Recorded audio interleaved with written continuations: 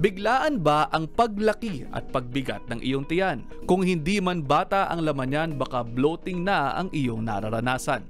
Karaniwang kondisyon ang bloating kung saan naiipon ang gas sa tiyan. Nasa 10 hanggang 25% ang mga taong maaaring makaranas nito. Madalas nagdudulot ito ng pananakit dahil sa pressure pero nawawala rin ito kaagad. Pangunahing sanhi nito ang pag-inom ng carbonated drinks gaya ng soft drinks at alcohol, pati na pagkain ng gas-forming na mga pagkain gaya ng mamantika, processed at maaanghang. Maaari din itong mangyari sa mga mayroong food intolerance gaya ng sa gatas, sa itlog o sa gulay oras na kumain sila ng bawal sa kanila. Factor din ang pagkakaroon ng buwan ng dalaw. Nasa 75% ng mga babaeng nireregla ang dumaranas ng bloating. Dito rin kasi nangyayari ang pagbabago ng levels ng hormones na isa ring cause ng bloating.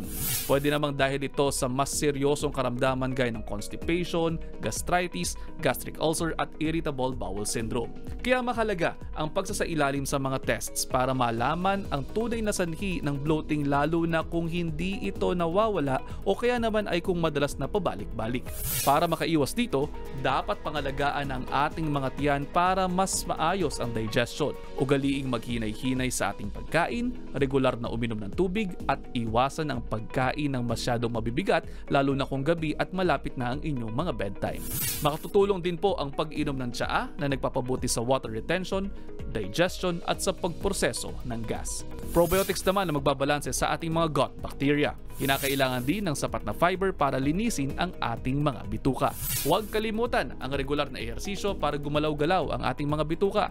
Gawin na ring habit ang pagmuya ng maigi sa ating mga kinakain para tulungan ng ating digestive system na hindi mahirapan sa pagtunaw ng mga pagkain. At ikaw, kung mayroon kang katanungan tungkol sa iyong kalusugan, i-ask Doc Dex mo na yan sa aking personal page o sa Facebook page ng Good Morning Kapatid. Mga kapatid, Justin Quirino po. Masayang kwentuhan at makapulahang informasyon ang hatid namin tuwing umaga. Kaya mag-subscribe na at mag-follow sa social media pages ng News 5.